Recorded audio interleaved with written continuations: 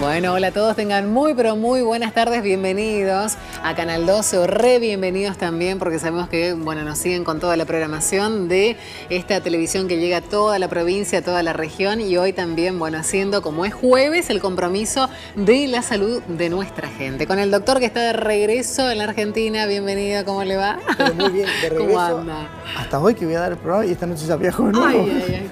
Pero, y yo me sorprendo, si no debería sorprenderme, ¿no? A esta altura. No, pero ya estoy acá nuevamente. Muy bien, bueno, bienvenido otra vez. Muchísimas gracias por acompañarnos. El doctor Javier Del Longo, nuestro médico de cabecera, bueno, enseñándonos, encabezando justamente, ¿no? Una lista enorme y de una calidad de profesionales que se suman, que se pliegan, que adhieren a esta idea que tenemos ya hace 8 años y hoy en una jornada muy especial. ¿No Exactamente, sí, por supuesto, porque hoy, hoy en nuestra 8ª temporada estamos cumpliendo 250 programas, es decir, lindo. 250 emisiones de la salud de nuestra gente.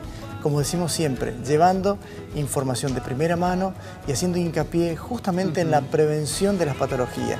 Y obviamente, cuando queremos saber algo más respecto de ciertas enfermedades, el diagnóstico apropiado y el tratamiento adecuado. Exactamente, buenas felicitaciones, doctor. Igualmente, igualmente. Allá por el año sobre 2011 todo, cuando empezamos, sí. Felicitaciones sobre todo para vos, que sos la que estás del día cero, porque yo me retiré en el 2012 y volví en el 2016 nuevamente. Sí, así que lo repatriamos. Y saludos al doctor Lisandro Belmador, que formó parte de la salud de nuestra gente. Claro. O sea que también para él una felicitación. Qué lindo, bueno, un hermoso aprendizaje realmente. Yo particularmente me siento así, ¿no? Con la calidad de los compañeros, de estos semejantes doctores que tenemos aquí, bueno, y de todos los que han sido invitados y han pasado por las diferentes emisiones cada jueves, siempre jueves, bueno, desde el año pasado compartiendo este horario de 16 a 17, así que esta emisión muy especial de 250 velitas que hay que apagar, me preguntaron ahí en el switcher si había torta, Adriana, así que me imagino que va a llegar. La semana que viene hacemos un súper festejo con todo.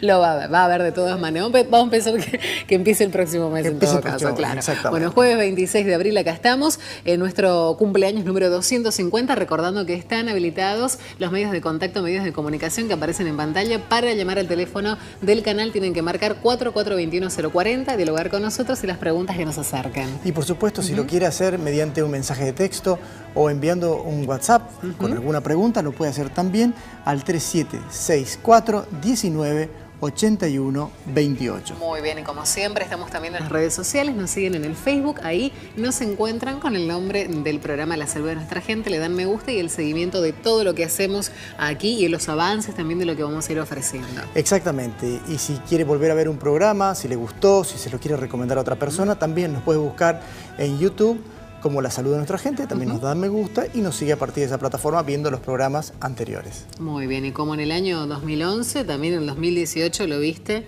Me viste Laredo, como siempre, como en todos los programas, ya hemos puesto. La elegancia, ahí lo está mostrando, viendo, de punta sí, a punta. de pantalón, mirá qué linda camisa. Linda camisa, sí, el saco, así que muchas gracias a Laredo por acompañarnos desde el primer programa de La Salud de Nuestra Gente. Así es, bueno, gracias también a Guinda por el atuendo, bueno, acompañando en esta temporada, sí, así que a las chicas también, a Mariela y a todo el equipo. Muy bien, seguimos avanzando, entonces vamos a conocer rápidamente los temas del día en la siguiente placa. A ver, hoy vamos a aprender sobre atención al glaucoma, Doc. Exactamente, también vamos a ver cómo vivir con una colostomía. Y además, el ADN de nuestra vida, que ayer fue el día. Exactamente. ¿No es cierto? ¿Del ADN? Por supuesto, el descubrimiento de lo que significa el ADN, para no solamente para la especie humana, sino para todas las especies. Para todas. Y cómo estamos involucrados y cómo repetimos. Es como nuestras huellas, el ADN. Bueno, tenemos los especialistas. El mapa de nuestra genética. Muy bien, los invitados del día de hoy, la doctora Natalia Candia, oftalmóloga. El doctor Eduardo Carrozo, cirujano general. Bueno, la doctora Karina Argüelles, doctora en genética del Instituto de Biología Subtropical, Departamento de Genética de la Facultad de Ciencias Económicas de la UNAM y además investigadora del CONICET, ¿no es cierto? Sí, investigadora del CONICET, así que una excelente referente, una eminencia. Muy bien. Y además, bueno, vamos a comentar que la semana pasada teníamos un montón de cosas para completar y ahora lo vamos a hacer. Tiene que ver justamente con la recordación de estas fechas importantes. El 16 de abril fue el Día Mundial de la Voz. Exactamente, bueno, algo tan importante como la voz para un montón de disciplinas, inclusive para nosotros que hacemos este programa, necesitamos la voz para poder realizar y llevar adelante cada uno de ellos, pero también los maestros y un montón de profesionales. O sea que el Día de la Voz es un día que en definitiva nos representa a todos. Por supuesto que sí. El 17, Día Mundial de la Hemofilia. Que también vamos a hacer referencia y lo vamos a guardar. Lo vamos a nombrar que es el Día de la Hemofilia y vamos a hacer un pequeño adelanto. Bueno. Porque el 5 de julio estaremos en Moscú con la salud de nuestra gente. ¿Estaremos en Moscú? Hablando de la salud de nuestra... Hablando justamente de hemofilia, porque parte de lo que pasaba en las cortes europeas era el problema de la hemofilia, la sangre azul, gente que se desangraba. En el piso, un hematólogo contándonos de eso. Y desde Moscú, hablando de la familia de los zares, que habían tenido hemofilia, heredado de la reina Victoria, que era la que pasó el gen justamente con todo esto que vamos a ver hoy de la parte de genética. Fíjate cómo se van relacionando los programas, pero lo dejamos para julio. Muy bien. Bueno, otra de las fechas también que recordamos, 19, el último caso de viruela en América registrado en el año 1971, 19 de abril, por supuesto. Cabe destacar que no había viruela en América hasta que llegaron los españoles en la colonización y trajeron la viruela de Europa y costó casi 500 años erradicarla. Pero finalmente, como estamos celebrando allí, se cumplió y no hay más viruela en el mundo en general y en América a partir del 71. Muy bien. Sin querer me había adelantado a esta fecha también. Bueno, el día de ayer decíamos el día del ADN. Desde el momento justamente como vemos ahí las cadenas helicoidales del ADN, esta marca que tenemos todas las personas y lo que nos puede describir, que su descripción nos permite entendernos aún más. Exactamente. Y además, ayer también el Día Mundial del Paludismo. Esta enfermedad transmitida por un mosquito, como lo vemos ahí, como el mosquito de Anófeles, que bueno, produce un cuadro de fiebre. Gracias a Dios podemos decir que en la Argentina prácticamente no tenemos paludismo, ¿sí? Lo hemos erradicado, ha habido un brote hace muchos años atrás en el norte de nuestra provincia, pero no tenemos paludismo, gracias a Dios. Bueno, lo tenemos a la Aedes. Eso le iba a decir, más de 15 casos confirmados, ya lo dijo el ministro de Salud, así que a continuar con esto de la limpieza y bueno, todo lo que depende y lo que está en nuestras manos, ¿no es cierto?, para evitar la propagación de estos criaderos. Más de 15 casos confirmados en la provincia de Misiones y ojo que no exista un rebrote. Así que, bueno, con estos temas y adelantando ya lo que vamos a tener para el próximo bloque, Doc. Nos vamos a un corte entonces. Exactamente. Y en el próximo bloque vamos a estar hablando sobre una de las enfermedades que tienen los ojos, que es el aumento en la presión ocular, el glaucoma. Así que no se vayan y enseguida volvemos. Bueno, aquí estamos en esta tarde de jueves, como siempre, en vivo desde Canal 12 con 33 grados de temperatura. Bueno, compartiendo, aprendiendo con este servicio a toda nuestra comunidad, que es la salud de nuestra gente, en nuestras 250 misiones que hoy estamos cumpliendo. Agradecidos por la preferencia y el acompañamiento de ustedes de todos estos años y programa tras programa. Bueno, vamos a conocer, decíamos, el primero de los temas, el glaucoma. Así que ya se encuentra la doctora Natalia Candia, oftalmóloga, con el doctor Del Longo en la mesa, con ustedes. Bueno, hola Natalia, muchísimas gracias por acompañarnos en la salud de nuestra gente. Gracias por la invitación. Sabemos que uno de los problemas que tienen los ojos es el incremento en la presión, que quizás nada tiene que ver con la presión arterial, como lo dicen algunos, y que también es conocido desde hace un montón de tiempo. De hecho, los primeros registros de cambios en la característica de los ojos está desde la época de Hipócrates, ¿no? Exactamente, sí. Pero quisiera que nos cuentes vos qué significa el glaucoma y qué significa tener un glaucoma. Mira, creo que una de las cosas o los conceptos más importantes de saber en glaucoma es que en este momento, según las últimas estadísticas, es la primera causa de ceguera a nivel mundial. Entonces es algo que ya nos tiene que hacer ruido, digamos, porque ¿qué está pasando? Que en esta era, digamos, hay tanta gente ciega por glaucoma. Y lo que es fundamentalmente el glaucoma es un daño que se produce en lo que se llama el nervio óptico, que es el nervio encargado de llevar al cerebro lo que nosotros vemos, ¿sí? Es como el cable, digamos, que lleva al cerebro lo que nosotros vemos. Y dentro de los principales factores de riesgo es el aumento de la presión intraocular, que como vos decías es independiente de la presión arterial. uno puede tener una alta, otra baja, pero en realidad son independientes y ese es el único factor de riesgo que además que lo podemos tratar para evitar que avance esta enfermedad. Y cuando vos me decís, bueno, se produce este aumento de la presión ocular, lo que me viene a la cabeza es preguntarte, la gente que tiene glaucoma, ¿siente algo? ¿Le pasa algo? Mira, ¿Hay algo que le llame la atención y que diga, bueno, voy a ir a consultar por H o por B? Mira, en realidad al glaucoma se lo llama el ladrón silencioso justamente por eso, porque te va robando visión sin que uno se dé cuenta. En general hay dos tipos de glaucoma, pero el tipo más frecuente no genera síntomas. Al paciente tiene valores de presión ocular en general, que pueden ser normales o en algunos casos son más altos, pero que no llegan a generar dolor en el ojo. Entonces el paciente no le duele, no le molesta, y la visión que va perdiendo en general es periférica, es a los costaditos. Entonces el paciente no se da cuenta hasta estadios muy avanzados de la enfermedad. Para que el paciente se dé cuenta, tiene que tener valores de presión realmente muy altos o un daño en su visión, que es ya tan importante por lo que pierde más o menos 40% de la visión para que el paciente registre que hay algo que no está bien. Eso es lo que se llama el campo visual. El campo visual, exacto. O sea, se pierde la visión periférica, Exacto. lo de los costados. El paciente termina viendo como a través de un tubito, o sea, es como un caño escopeta, se llama la visión de caño escopeta. Va perdiendo a los costaditos, entonces no se da cuenta. Si el daño fuera bien central, el paciente enseguida se da cuenta, como existen otras enfermedades como se llama la maculopatía, por ejemplo, ahí el paciente se da cuenta enseguida. Pero en el glaucoma no, va perdiendo la visión periférica. A veces vos te das cuenta, los pacientes chocan las cosas a los costados porque no se dan cuenta que hay, porque pierden justamente esa visión. Es como que se va reduciendo el campo a la visión central, es como a través de un túnel, digamos. Y bueno, más allá de estos síntomas que me estás contando, la consulta, me imagino, con el oftalmólogo es primordial. Eso es fundamental, y tomar claro. la presión, ¿no es cierto? Exactamente. En realidad, a ver, cuando el paciente ya tiene esto de que ve como a través de un tubito, que tiene mucho dolor, generalmente el daño que ya se produjo es muy severo y el daño o la pérdida de visión es irreversible. Ese es el gran problema que tenemos. Entonces, lo más importante, como apunta tu programa, es el tema de la prevención. Entonces, lo que nosotros indicamos siempre en todo paciente es, por lo menos una vez por año, ir a hacer una consulta oftalmológica, no solamente para cambiar los anteojos, si hiciera falta, sino que el médico oftalmólogo es encargado de mirar los ojos, ver si tiene ciertas características de predisposición o de riesgo de glaucoma, tomar la presión intraocular y hacer un examen de fondo de ojos del nervio óptico, que es, el nervio óptico te da señales. Cuando se daña por el glaucoma te da señales. Entonces siempre hay que tomar la presión y mirar el nervio óptico. Y tener hacer mucho hincapié en el interrogatorio, porque hay ciertos pacientes que tienen más predisposición. Pacientes que tienen antecedentes familiares de glaucoma, se incrementa de 4 a 9 veces la predisposición de tener glaucoma también. Eso es importante, porque si uno controla a un paciente normalmente una vez por año, si tiene antecedentes familiares, cada 4, cada 6 meses lo controlamos, ¿sí? Entonces esos son factores de riesgo. Pacientes con diabéticos también, a mayor edad es más frecuente, por lo menos el tipo más frecuente de glaucoma, pacientes miopes, hay varios factores de riesgo, digamos, que hay que tener en cuenta. ¿Cuál es la presión ocular normal? La presión, el valor es entre 10 y 21 milímetros de mercurio, o sea, no tiene que ver con la presión arterial, como te decía, es la presión ocular.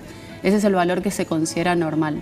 Pero hay ojos que son más sensibles que otros, hay ojos que pueden tener presiones límites y no dañarse porque son más resistentes, y hay otros ojos que son más vulnerables, digamos, o porque pueden tener patologías asociadas, que ese valor de presión de 20 le hace daño y hay que mantenerlo un poquito más bajo. ¿Una persona joven puede tener glaucoma también? Porque decíamos que a lo mejor con el paso del tiempo, con la edad, es más frecuente que aparezca. El tipo más frecuente de glaucoma aparece a mayor edad, pero los pacientes jóvenes pueden tener, los niños pueden tener, los bebés pueden tener. Hay glaucomas que son glaucomas congénitos, que son chicos que ya nacen con un tipo de glaucoma grave, que de hecho necesita cirugía lo antes posible, digamos, y como siempre el diagnóstico a tiempo para que ese chico pueda tener visión, digamos. Fue al médico, te fueron a ver a vos, Sí. Vos hiciste el diagnóstico, le hiciste el fondo de ojo, le mediste la presión, diagnosticaste que tenía un glaucoma. ¿Cómo sigue? Una vez que nosotros diagnosticamos el glaucoma, el tratamiento en general es con gotas, con gotitas, se aplican gotas todos los días. El tratamiento es crónico, es como la diabetes o la hipertensión, no se curan pero se tratan, se necesitan tratamiento crónico. Y lo que hacemos es, en general el tratamiento es con gotas oftalmológicas que lo que hacen es bajar la presión intraocular. Como yo te decía, el principal factor de riesgo es el aumento de la presión. Entonces nuestro tratamiento apunta a eso, a bajar la presión para frenar el daño y que no se siga dañando la visión por el glaucoma.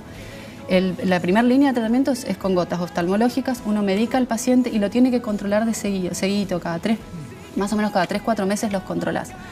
Para ver si con esa gota funciona. A veces el ojo se acostumbra y tenés que o rotar el tratamiento, cambiar o adicionar tratamientos o usar más de una gotita. Es muy importante la colaboración del paciente, eso es un trabajo en equipo. Es nuestra indicación más el paciente que cumpla con el tratamiento y que cumpla con los controles, ¿sí? Porque a veces vuelven un año después y el daño avanzó porque por ahí esa gota... O se le terminó una gotita y no la fue a no comprar la vuelven a más comprar. Que entiendan que es crónico, no es que se terminó el gotero y listo. O sea, se terminó el gotero y sí o sí tenemos que comprar otro goterito y hacernos los controles. Y chequear siempre que tenga que estar la presión dentro de los rangos normales. Dentro de los rangos normales que uno quiere también para ese ojo, para ese paciente. O sea, no es lo mismo la presión que querés lograr en cualquier paciente. ¿Puede ser que la toma de la presión sea diferente si es a la mañana o a la tarde? ¿O en algún momento sea mayor que en otro? Eso es así. Eso tiene un ritmo, es como la presión arterial, no tenés el mismo valor. Si vos tomás la presión arterial en diferentes horarios del día, exactamente igual no te da. La presión ocular pasa igual, sobre todo a la mañana temprano, cuando estamos acostados, por un tema de posición del cuerpo, cuando tenemos los picos más altos de presión. Entre las 3 y las 6 de la mañana es donde se registran picos más elevados. O sea que conviene tomarlo en la tarde. En realidad, a ver, vos si ves que el paciente ya en cualquier hora del día tiene la presión alta, realmente lo medicás. Hay pacientes que vos te generan duda porque vos ves que tiene la presión normal y sin embargo tiene un nervio óptico que parece dañado por glaucoma. Entonces a esos pacientes inclusive se les toma la presión a la mañana, tempranito. Eso se llama curva de presión, se lo acuesta al paciente o hay lugares donde hay internación y se lo deja internado y se le toma la presión tempranito a la mañana, pues te lleva sorpresas. Por ahí tenía 16 durante el día y te da, no sé, 35 acostado. O sea, todos esos estudios, digamos, son importantes. Claramente, claramente. Dijimos que teníamos un tratamiento que era un tratamiento médico con las gotitas, que le podías adicionar más de una gotita en el caso, o rotarlo para ver si mejoraba y lo podíamos mantener la presión dentro de los límites normales. Ahora bien, ¿existe algún tratamiento quirúrgico o qué pasa si nada de esto responde? En realidad, si vos ves que con el tratamiento médico el paciente no logra la presión que querés o que se sigue dañando, o sea, uno lo va evaluando, digamos, no solamente con el valor de presión, sino que mirás el nervio óptico y se hacen estudios como campos visuales, una serie de estudios complementarios que uno lo va siguiendo, vas comparando todo. Y si vos ves que no responde al tratamiento, que sigue avanzando, existen tratamientos con láser, dependiendo del tipo de glaucoma, y existen tratamientos quirúrgicos también. Cuando uno no logra con el tratamiento médico lo que necesitas de presión, o sigue avanzando el glaucoma, la indicación es cirugía. Hay un tipo de glaucoma que nosotros, por lo menos en ginecología, lo tenemos como muy visto porque hay determinadas drogas que no podemos usar en ese glaucoma, que es el glaucoma de ángulo estrecho. ¿Qué significa esto? El glaucoma de ángulo estrecho es, o sea, el más frecuente es el glaucoma de ángulo abierto. ¿Sí? El glaucoma de ángulo estrecho es un ojo que tiene, es un ojo como que anatómicamente es más pequeñito, tiene lo mismo que cualquier otro ojo, digamos, pero el tamaño del ojo es más pequeño, entonces tienen predisposición que ante ciertos medicamentos, esos medicamentos produzcan un pico de presión muy elevado. Eso sí es muy agudo, digamos, porque el tipo de glaucoma más frecuente es crónica, lentamente progresivo. Que vos me mencionas que es el glaucoma agudo, lo que llamamos un glaucoma ángulo estrecho agudo, se produce un pico de presión muy elevado, muy de golpe, muy agudo, entonces el paciente presenta presiones muy altas, suben a 40, 60 milímetros de mercurio y sí tiene síntomas muy agudos. Al paciente le duele el ojo, ve borroso, ve como halos alrededor de las luces, produce toda una neuralgia, hasta puede tener náuseas y vómitos.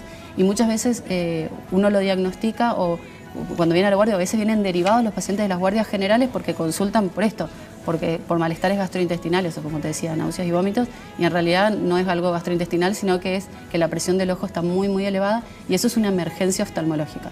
Eso hay que tratarlo en el momento lo más rápido posible porque puede llevar a la ceguera en horas.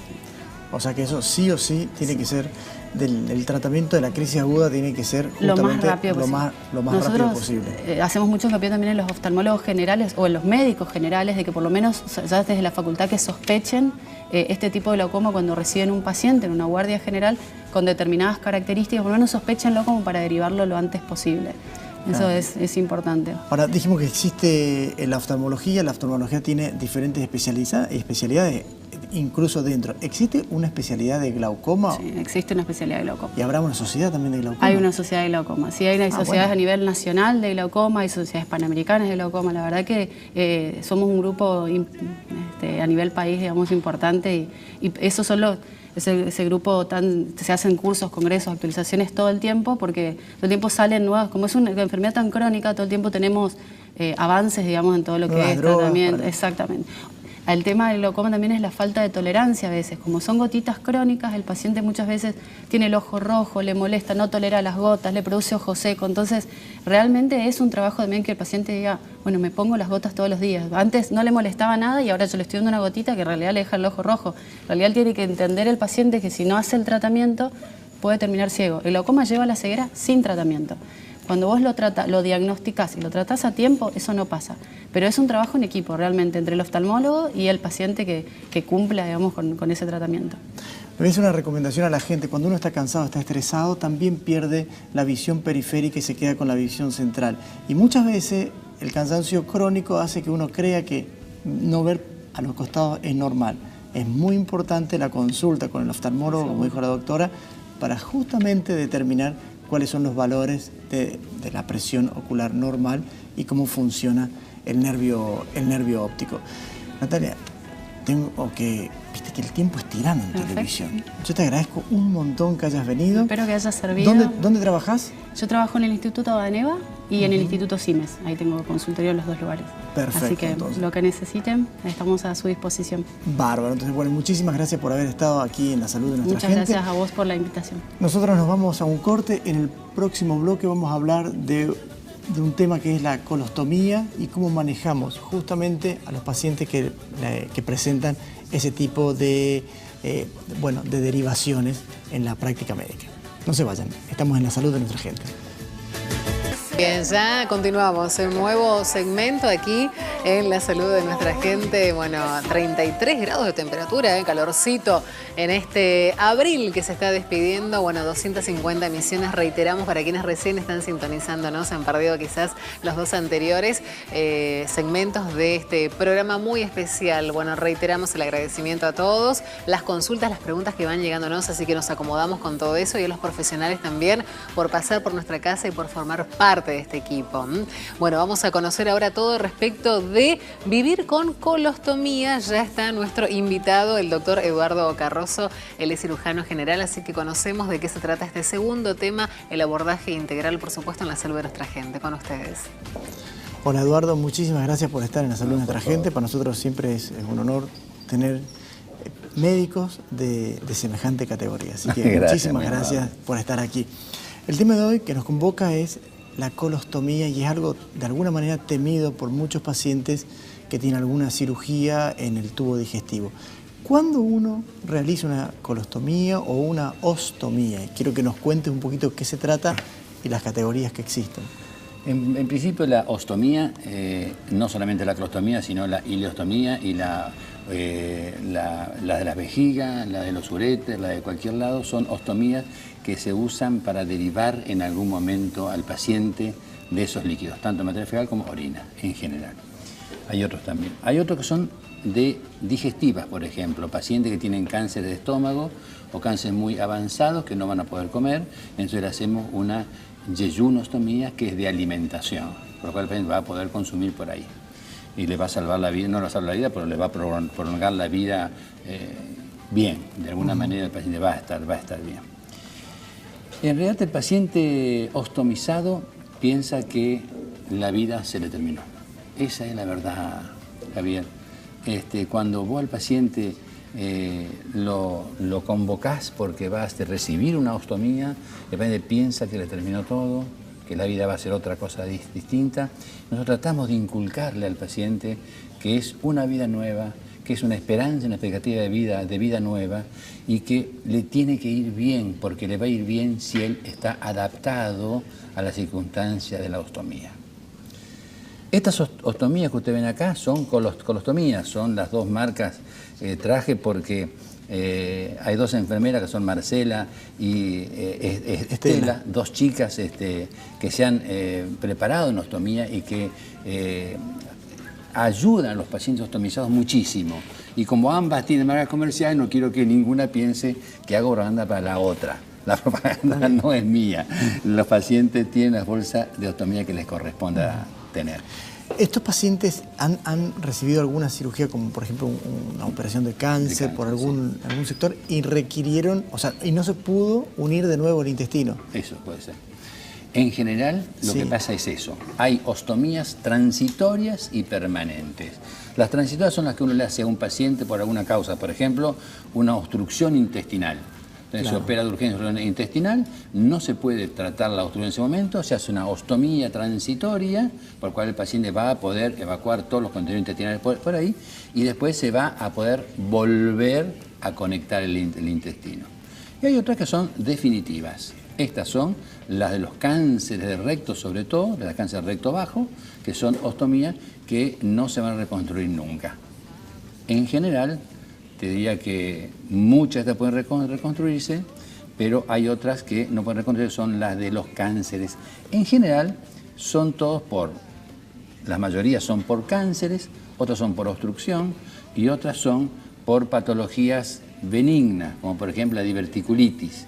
Porque un paciente que tiene una diverticulitis, hace una perforación diverticular, hace una diverticular, el cirujano no va a poder conectarle ese momento intestino, por lo tanto le va a hacer una resección y una ostomía transitoria, para lo cual el paciente va a poder salvar su vida en ese momento y va a poder ser reconstruido después. Eduardo, vos sabés que dentro de todo esto, vos dijiste, el paciente tiene que empezar una nueva vida. Y en eso están los temores que justamente vos mencionabas, porque los temores son si va a poder, manejar el tránsito intestinal, si va a poder meterse en una pileta, cómo hace para manejar los olores que podría llegar a tener. ¿Qué se está haciendo actualmente con todo ello? Dos cosas. La primera cosa es hay que acompañar a los pacientes ostomizados. Eso es básico y fundamental. No solamente del grupo médico, de las enfermeras, que son sobre todo, sino de la familia. Por ejemplo, cuando vos le haces a un paciente una ostomía, es harto frecuente que los familiares, la primera vez que vos lo curás al paciente, pongan mala cara. ¿Esto qué es?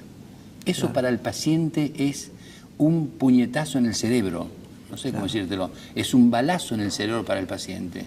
Porque la familia sabe que la familia no lo va a acompañar, que va a estar todo el tiempo oliendo mal, que no lo va a querer acompañar más. Por lo tanto, es muy importante que la familia se prepare, que sepa lo que le va a pasar al paciente, que sabe que lo va a poder acompañar, que con estas bolsas de ostomía que hay hoy no va a tener olores, que va a poder hacer lo que el paciente quiera, laboralmente, sexualmente, el que quiera.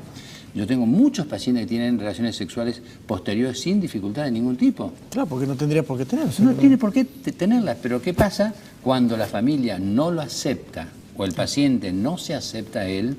No se acepta a él. No se acepta a él. Eso. Por eso yo te decía, parte médica, parte de enfermería y parte psicológica. Muy interesante. El paciente debe adaptarse a una nueva vida, saber que va a tener una vida nueva, saber que va a poder hacer cosas laborales, que va a poder hacer cosas de viaje, que va a poder hacer cosas de escribir, de lectura, de pintura, de lo que quiera, que su vida va a ser otra seguramente, no va a poder andar haciendo cosas que hacía antes, a lo mejor. A lo mejor, sí. Pero muchas veces las puede hacer. Pero se puede meter en una pileta. Por ejemplo, yo tengo pacientes que han viajado por el mundo, tengo pacientes que tengo un político conocido, que no iba a decir el nombre, obviamente, que usa colostomía y que anda haciendo discursos por ahí y está adaptado a su vida absolutamente. No le pasa absolutamente nada. Yo lo suelo ver por televisión haciendo discurso o estando en alguna parte política y él está adaptadísimo al tema. Entonces me dijiste, podemos hacer una vida más o menos normal, podemos viajar con lo que estás contando, se puede meter a la pileta, ¿puede comer cualquier cosa? Puede comer cualquier cosa. El paciente, depende la ostomía que tenga. Cuando la ostomía esté más cerca del estómago, del intestino delgado, intestino el grueso, el intestino derecho, el paciente va a tener materias fecales más blandas.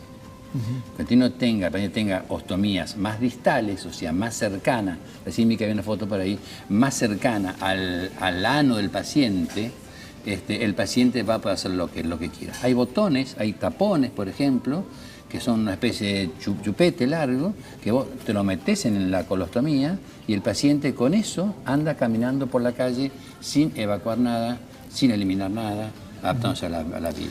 Ahí me está diciendo que hay que buscar. Significa de que la bolsa que es una bolsa colectora de la materia y, como bien vos dijiste, dependiendo del lugar va a tener mayor o menor cantidades de líquido. El punto está, ¿cada cuánto o cuántas veces por día un paciente que tiene una colostomía tiene que vaciar la bolsita? Bueno, hay dos cosas. Una que es el disco de colostomía. Hay bolsas de colostomía que son que tienen dos partes, un disco y una bolsa. Y hay otras que son directamente una bolsa sola que se pega a la pared del abdomen.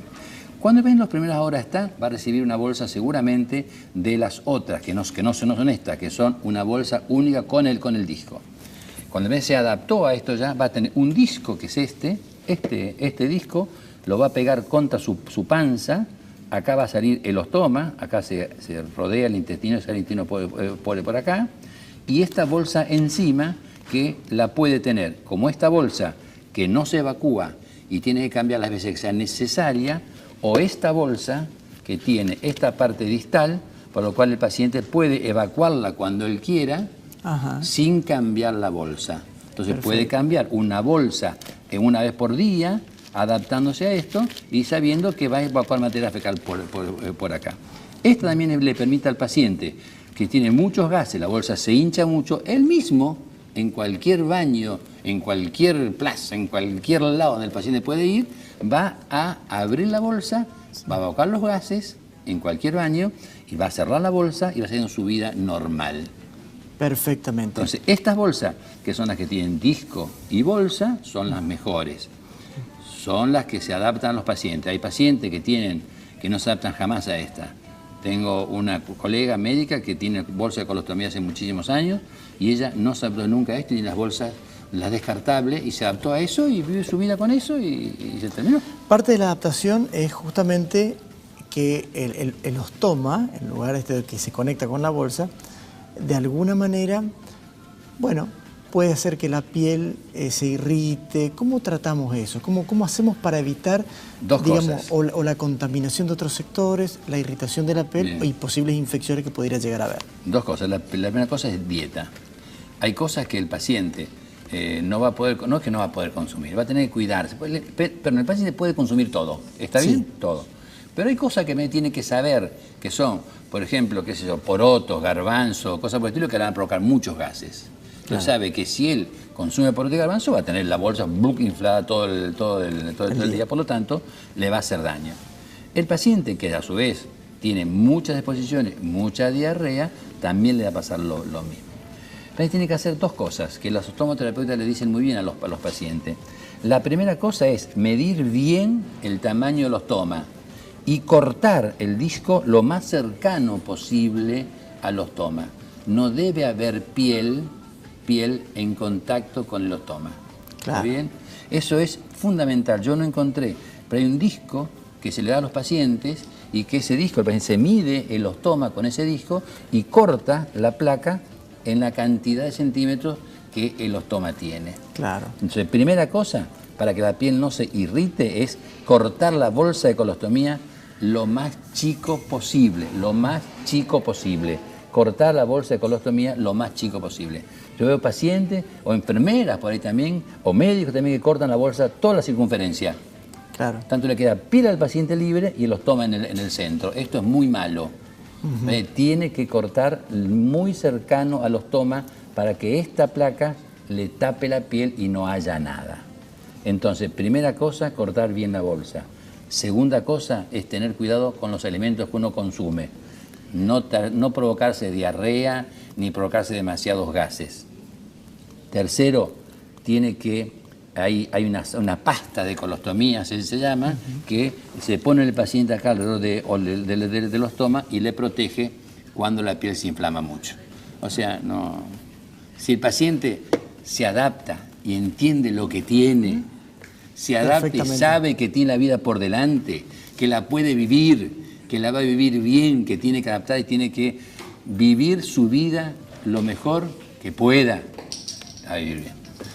Eduardo, muchísimas gracias por haber estado. Me parece que fue un aporte muy importante porque la fuerza que vos transmitiste en explicar la colostomía y la adaptación y esto de que se puede hacer una vida normal fue muy importante. Muchas gracias por haber estado aquí. Ojalá les pueda servir a la gente. Nosotros nos vamos a ir a un corte, estamos en La Salud de Nuestra Gente y en el próximo bloque hablaremos sobre el ADN y qué necesitamos saber cada uno de nosotros acerca de ese material genético. No se vayan, estamos en La Salud de Nuestra Gente.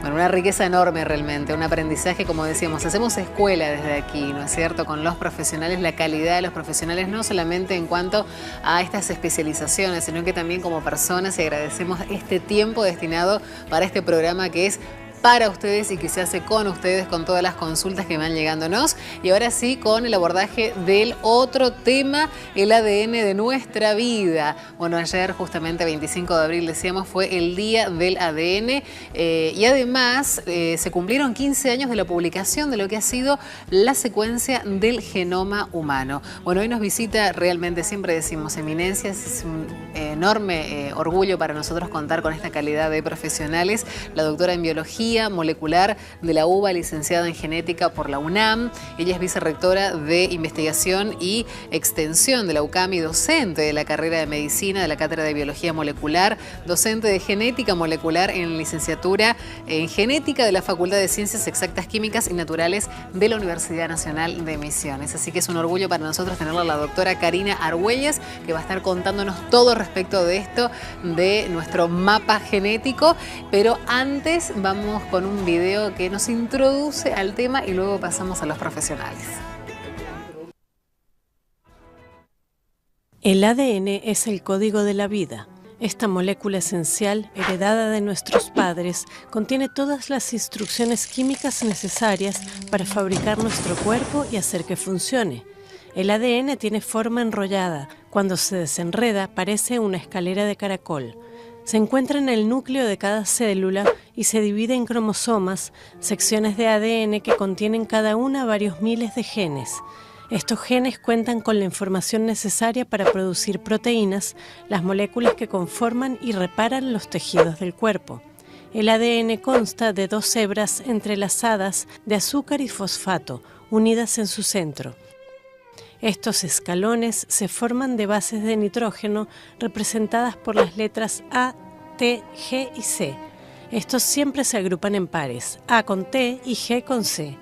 Un solo defecto en el código, llamado mutación, puede causar problemas como el daltonismo o enfermedades como la fibrosis quística. Algunas enfermedades, como el cáncer o el Alzheimer, son más complejas y resultan de mutaciones en varios genes. También pueden estar relacionadas con el estilo de vida o el medio ambiente.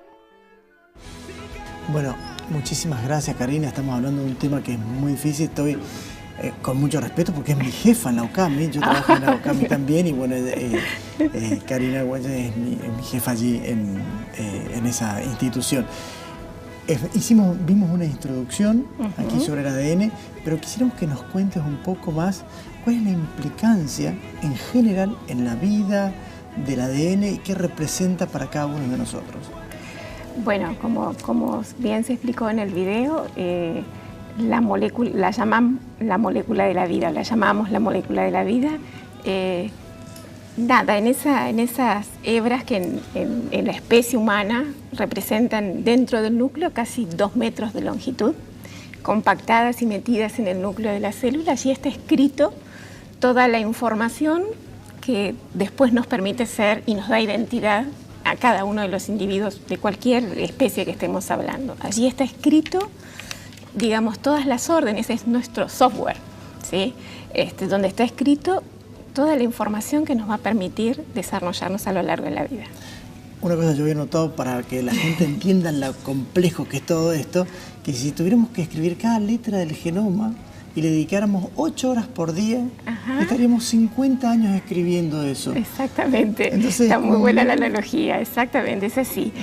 Digamos, allí está escrito como si tuviéramos repartido esa información en 23 libros, que son los cromosomas luego. El cromosoma simplemente es un cambio de estado del material genético y es la forma en que la célula, con su contenido material, transmite ese material genético a las células hijas, ¿sí? La transforma esa hebra, que es una molécula que es susceptible a cambios, la empaqueta y la transforma a una maravilla. La transforma y la envía a sus células hijas. Decimos que todos los seres humanos compartimos el 99,99% del material genético, en definitiva, de esa característica. Ahora, ese 0.01 es lo que nos hace distintos. Sí. ¿Por qué? Todavía no lo podemos explicar. Entre nosotros, como especie humana, compartimos prácticamente todo, decimos, pero existen diferencias genéticas que hacen que no seamos un chimpancé y seamos un Homo sapiens, ¿sí? un hombre. Esa diferencia todavía no podemos descifrar qué es lo que nos hace genéticamente, todavía no lo podemos explicar. ¿Por qué nos transformamos en hombres y no en un chimpancé? ¿Todas las células del organismo tienen ADN? Exactamente, bueno, una buena pregunta. No todas. Los glóbulos rojos no tienen núcleo y entonces, claro, no tienen material genético. Pero en principio yo podría obtener ADN, mi especialidad es la parte de genética forense, yo podría obtener ADN... Eso iba, la tenía acá anotada la pregunta. Puedo obtener ADN de saliva, de orina, de líquido amniótico, de tejido placentario, de cualquier tejido en general puedo obtener, de sangre como otro tejido puedo obtener, pero claro, yo lo obtengo de las otras células, de elementos fibrados de la sangre, porque el glóbulo rojo no me brinda información. O sea que un pelo de una persona en un crimen te permite saber quién estuvo allí. Exactamente. Normalmente es la evidencia más frecuente, ¿sí? Nosotros con un solo pelo podríamos obtener el mapa genético, como dijo la locutora, o la información genética de un individuo, ¿sí? Del rastro que dejamos al tomar el vaso de agua, las células de descamación del epitelio también las podríamos levantar y obtener el material genético e identificar a la persona. Bueno, para los que vieron La Casa de Papel, sacaron del vaso justamente el material genético para identificar al profesor, ¿no? O sea que justamente de eso se trata, ¿no? De la identificación. Y permitió esto aclarar un montón de casos forenses, ¿no es cierto? Un montón de casos judiciales. Sí, exactamente. Cuando se descubre por casualidad estas regiones que son variantes, se llaman técnicamente polimorfismos, si bien nosotros compartimos todo el genoma, de hecho los hijos comparten el genoma con sus padres, tenemos una individualidad genética, ¿sí? Somos una combinación diferente a partir de esos dos genomas que nos dan origen. Entonces, es posible identificar cada evidencia que dejamos en un lugar.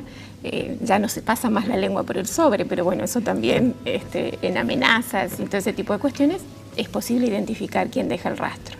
Cuando vos estás diciendo que el material genético que lo heredamos miti de la mamá y del papá y que lo mezclamos y de alguna manera resultamos nosotros, tiene una característica, tiene unas marquitas en cada una de todas esas cuestiones. Sí. Estas marquitas nos van a decir también la posibilidad de tener alguna enfermedad. ¿Hay enfermedades que están marcadas allí?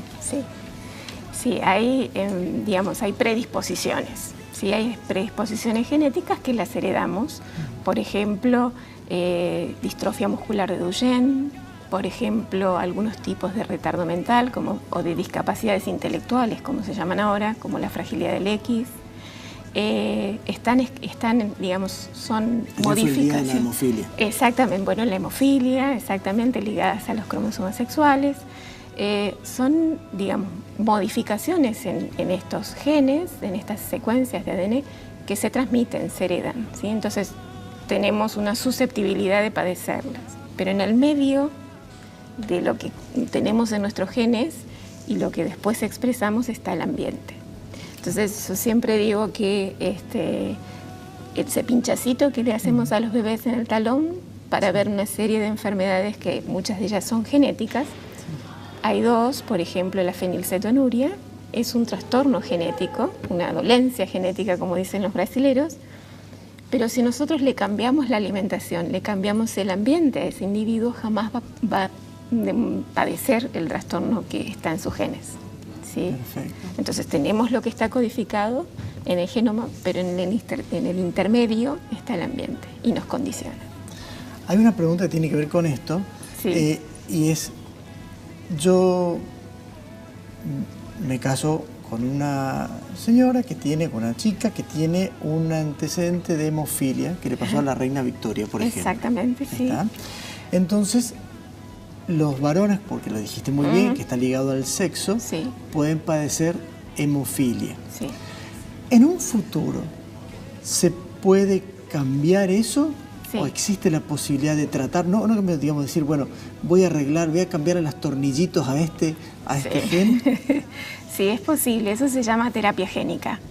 Y para ciertas enfermedades se está estudiando muchísimo la posibilidad de editar el genoma, ¿sí? La edición de ese material que de alguna manera viene alterado o se alteró en algún punto, de tratar de modificarlo. El problema es que las estrategias para tratar de modificar, no en todas pueden ser iguales, el abordaje no es el mismo, entonces tenemos el inconveniente de la bioseguridad, de que estamos modificando lo que queremos modificar, o sea, la liana, el blanco, y no perjudicamos el entorno. Entonces, todavía terapia génica disponible para muchas enfermedades no existe, pero es probable que en muy poco tiempo tengamos los primeros resultados, sobre todo, por ejemplo, para cánceres. Claro. Melanoma es uno de los cánceres que está siendo más estudiado en lo que terapia genética se refiere. Nos vamos a ir a un corte, sí, y en el próximo bloque tengo un montón de cosas para preguntarte. Entre ellas, si existe algo para que yo pueda saber ya mismo cómo es mi mapa genético. No se vayan, estamos en La Salud de Nuestra Gente hablando del ADN. Bueno, Karina, estábamos hablando del material genético y bueno, si yo quiero que me lean mi material genético y saber, digamos, las posibilidades que tenga o no alguna patología, ¿existe algo, alguna empresa, algún lugar, alguna academia, alguna universidad que te lea el ADN a pedido, no? Sí, hoy es posible. De hecho, nosotros ya hemos tenido pacientes en la consulta, en el laboratorio. Nosotros somos un laboratorio de la universidad que hace asesoramiento en cuestiones de salud, y pacientes que han venido con su genoma en el pendrive. Han enviado material biológico y en empresas, bueno, no en el país todavía, pero que ya ofrecen secuenciar el genoma completo del individuo. Claro, eso hay que interpretarlo, ¿no? Claro, me imagino, ¿sí? Otra pregunta es el tema de la paternidad. Eso también tiene que ver con la genética. O sea, uno para saber la paternidad, digamos, si es el papá o no es el papá del chico, así como dijimos en los casos judiciales, también se utiliza. Sí, sería la prueba de ADN para establecimiento de vínculos biológicos, ya sea paternidad, maternidad, abuelismo, medio hermandad, tíismo, ¿sí? Y posibilidad de que sea mi sobrino. Es absolutamente posible. Son regiones que son variables en el genoma entre individuos y que nos permiten identificarlo. Casi 100%. Sí, no decimos en biología 100% porque tenemos eso que no existe, vos sabés. La manera de informarlo es superior al 99,99%. Perfecto, excelente. Dijimos que el genoma también daba algunas características que tenían que ver con saber si ibas a tener alguna enfermedad o si la padecías o si tus hijos, en el caso de la pudieran padecer, pero también hay cosas positivas. O sea, si vos tenés algo en el genoma que te marque que puedas llegar a hacer algo, pues, qué sé yo, no sé, los jamaiquinos con el tema de las carreras. Sí, o un buen tenista. Un buen tenista. Por ejemplo, ¿no? Sí, hay empresas así como que te ofrecen por ejemplo, el análisis. Graf y Andrea Gassi, claro, que son los dos tenistas número uno y tuvieron un hijo. Sí, ¿qué chance tiene de que la combinación genética hayan jugado los dados y hayan jugado bien? Se llama Genosalud, Genofit, y es la posibilidad de ver si las regiones que tenemos, esas regiones variantes, son parecidas al genoma de un individuo que tiene capacidades o aptitudes para algún deporte en particular. Por ejemplo, si soy parecido al tenista número 1 en el ranking, por ejemplo Federer. Entonces se hacen perfiles genéticos y se comparan con el genoma de referencia que en España, por ejemplo, está el del tenista español. Nadal, exactamente, o sea como referencia, entonces es posible. Si se parece, tenés la posibilidad, tendrás que entrenar. Exactamente, tendrás que entrenar para llegar a esa capacidad. Por eso te digo, está codificado, falta el ambiente, ¿no? Que hay que ayudarlo. a ese genoma. O sea que no es solamente... No lo heredé, no solamente. No te alcanza con eso. No, con heredarlo no. O sea, te falta todo el ambiente, el estímulo, Exactamente. la comida, los tóxicos. Exactamente, la comida. Bueno, vos sabés que cada vez más en todo lo que es cáncer, el ambiente, que la persona tenga una vida saludable, horas de sueño, actividad física, una buena alimentación, condicionan al genoma, ¿sí? Y después al fenotipo, o sea, lo que vemos físicamente. ¿Lo estabilizan o lo desestabilizan? Sí, tal cual, así. Bueno, Karina, yo te agradezco un montón que hayas estado aquí en No, gracias a vos, Javier. Fue un placer que nos cuente de qué se trata y, bueno, sobre todo de tu parte, que sos tan entendida en el tema, ¿sí? Bueno, muchas gracias. Nosotros nos estamos retirando. Así es. Doctor, lo espero por acá, en esta otra parte del set, obviamente. Qué interesante todo. El agradecimiento a todos los profesionales, por supuesto, ¿no? Realmente maravilloso. Esto decía, me encantaría tener ese mapa, por favor, y saber qué partecita de la abuela, del abuelo, del tatarabuelo y demás, ¿no? Exactamente. Todo eso ¿no? uno va heredando. Está todo codificado, está todo registrado. Genial. Hay que tener el mapa nomás. A veces uno dice, no, uy, tenés el parecido. Pasan esas cosas, doctor, ¿no? A veces dicen, sos parecido a tu mamá. No, dice otro con otro ojo, sos parecido a tu papá. Eso está en el mapa genético, ¿no es cierto? Eso está determinado. Así que a alguno de los dos le va a dar la razón, o quizás a los dos también. O quizás a los dos también. Pero bueno, como dijo justamente Karina Argüelles, sí, tenemos el mapa. La estabilización o la desestabilización tendrá que ver con el entorno, con la comida, con los tóxicos, con un montón de factores que hacen a que esto se manifieste o no. Absolutamente, está en nosotros entonces, como la decisión de ser felices, ¿no es cierto? Exactamente, sí. Es una actividad y hay que trabajar por ello. Y nosotros, bueno, cada jueves los comprometemos, a que nos sigan, a que, bueno, estén con nosotros lógicamente, ¿no? Para aprovechar este espacio, esta hora de mucho enriquecimiento y, bueno, feliz Día del Trabajador, tenemos que decir ya para, bueno, la próxima semana. Exactamente, bueno, estamos en el día martes con el Día del Trabajador y el trabajo es salud. Exactamente. El trabajo forma parte de las cosas que tenemos que hacer. Tal cual. Obviamente que no excedamos en ello, ¿no? Después tenemos el que es adicto al trabajo, que ya estamos en la parte patológica, pero trabajar hace bien. Qué bien, un lindo tema para tratar, trabajo, patología y demás. Muy bien, será entonces hasta el próximo jueves, creo que hemos cumplido con todo, ¿no? Ahí estamos a segunditos nada más. Pero lo vamos a tener el próximo jueves. Sí, estoy viajando hoy a Catamarca, tengo que ir a dar clase esta noche, pero ya de vuelta el lunes. Así perfecto. Que estoy por aquí ya lo para comprometemos por también. Supuesto que sí. Próximo jueves, felices 250 misiones para todos ustedes. Yo creo que pedimos un aplauso, ¿no? Sí, por supuesto. Pedimos un aplauso para todos.